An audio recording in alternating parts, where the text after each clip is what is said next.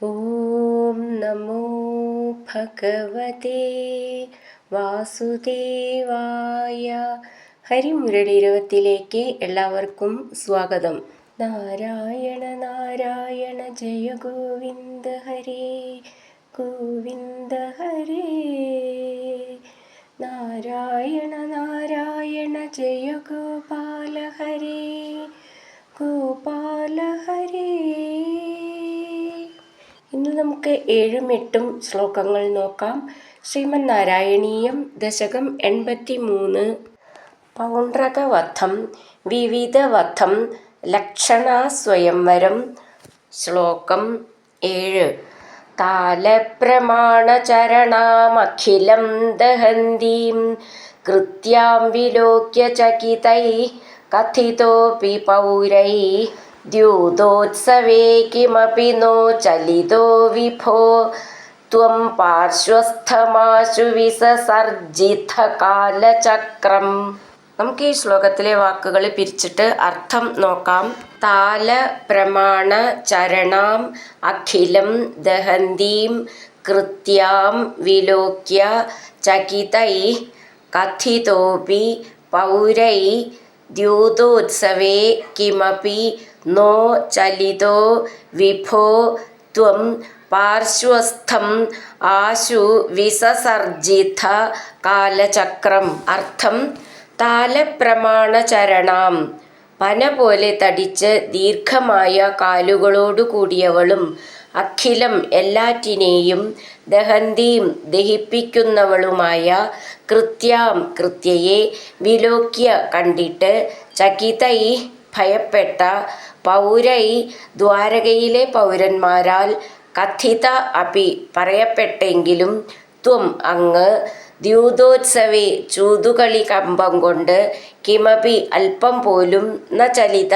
ഇളകിയില്ല ആശു വേഗം പാർശ്വസ്ഥം സമീപത്തുള്ള കാലചക്രം കാലചക്രത്തെ വിസസർജിത വിട്ടു. നമുക്ക് ഈ ശ്ലോകത്തിലെ അക്ഷരങ്ങളൊന്ന് നോക്കാം. താലപ്രമാണ ചരണാം അഖിലം, ഖി എന്നുള്ള അക്ഷരം നന്നായിട്ട് ഉറപ്പിച്ച് പറയണം. ദഹന്തീം, കൃത്യാം നീട്ടിയിട്ട് മുർക്കം, വിലോക്യ, ചകിതൈ അവിടെ വിസർഗം, കഥിത അപി, കഥിതോപി, ഥി എന്നുള്ള അക്ഷരം നന്നായിട്ട് ഉറപ്പിച്ച് പറയണം. പൗരൈ അവിടെ വിസർഗം, ദ്യൂതോത്സവേ സ എന്നുള്ളത് ത് സാന്ന് ചേർത്തതാണ്. കിം അപി കിമപി നോ ചലിതോ വിഭോ, ഭോ എന്നുള്ള അക്ഷരം ഉറപ്പിച്ച് പറയണം. അവിടെ ആശ്ചര്യചിഹ്നമുണ്ട്, അപ്പോൾ ഒന്ന് നിർത്താം. ത്വം പാർശ്വസ്ഥമാശു, പാർശ്വസ്ഥം ആശു ചേർത്തിട്ടാണ് പാർശ്വസ്ഥമാശു. സ്ഥ എന്നുള്ള അക്ഷരം നന്നായിട്ട് ഉറപ്പിച്ച് പറയണം. വിസസർജിത, സർജി എന്നുള്ളത് 2 ജ എന്നാണ്. ഥ എന്നുള്ളത് നന്നായിട്ട് ഉറപ്പിച്ച് പറയണം. കാലചക്രം. താലപ്രമാണചരണാമഖിലം ദഹന്തീം കൃത്യാം വിലോക്യ ചകിതൈ കഥിതോപി പൗരൈ ദ്യൂതോത്സവേ കിമപി നോ ചലിതോ വിഭോ ത്വം പാർശ്വസ്ഥമാശു വിസസർജിത കാലചക്രം. അടുത്തത് 8ാമത്തെ ശ്ലോകം. അഭ്യാപദത്യമിദധാംനി ഭവന്മഹാസ്ത്രേ ഹാഹേതി വിദ്രുതവദീ ഖലു ഘോരകൃത്യ രോഷാദ് സുദക്ഷിണമദക്ഷിണചേഷ്ടിതം തം പുപ്ലോഷചക്രമപി കാശിപുരീമഥാക്ഷീത്. നമുക്കിതിലെ വാക്കുകൾ പിരിച്ചിട്ട് അർത്ഥം നോക്കാം. അഭ്യാപദത്യമിത ധാംനി ഭവൻ മഹാസ്ത്രേ ഹാഹേതി വിദ്രുതവദീ ഖലു ഘോരകൃത്യ രോഷാദ് സുദക്ഷിണം അദക്ഷിണ ചേഷ്ടിതം തം പുപ്ലോഷ ചക്രം അപി കാശിപുരീം അഥാക്ഷീത്.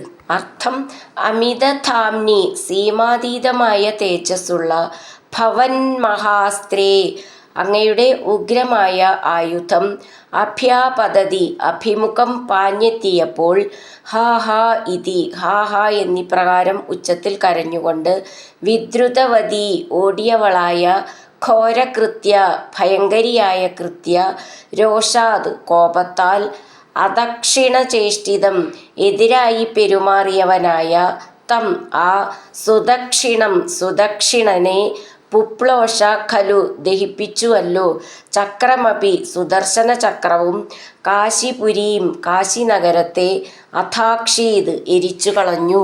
നമുക്ക് ഈ ശ്ലോകത്തിലെ അക്ഷരങ്ങൾ ഒന്ന് നോക്കാം. അഭ്യാപതതി അമിതധാംനി ചേർത്തിട്ട് അഭ്യാപതത്യമിതധാംനി ഥ എന്നുള്ള അക്ഷരം നന്നായിട്ട് ഉറപ്പിച്ച് പറയണം. അതേപോലെ അഭ്യാപതതി എന്നുള്ളതിൻ്റെ ഭ്യ എന്നുള്ള അക്ഷരം നന്നായിട്ട് ഉറപ്പിച്ച് പറയാനുള്ളതാണ്. ഭവൻ മഹാസ്ത്രേ ഭ എന്നുള്ള അക്ഷരം ഉറപ്പിച്ച് പറയണം. ഹാ ഹേതി വിദ്രുതവതി ഖലു ഖ എന്നുള്ള അക്ഷരം നന്നായിട്ട് ഉറപ്പിച്ച് പറയണം.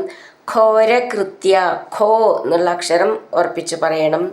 രോഷാത് സുദക്ഷിണം അദക്ഷിണചേഷ്ടിതം സുദക്ഷിണമദക്ഷിണചേഷ്ടിതം ചേർത്തിട്ട് ക്ഷി എന്ന് രണ്ട് സ്ഥലത്തുള്ളത് നന്നായിട്ട് ഉറപ്പിച്ച് പറയണം.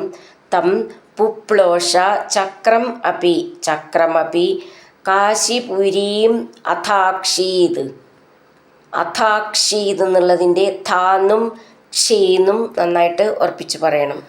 അഭ്യാപതത്യമിതധാംനി ഭവൻ മഹാസ്ത്രേ ഹാഹേതി വിദ്രുതവതി ഖലു ഘോരകൃത്യ രോഷാത് സുദക്ഷിണമദക്ഷിണചേഷ്ടിതം തം പുപ്ലോഷ ചക്രമപി കാശിപുരീമഥാക്ഷീത്.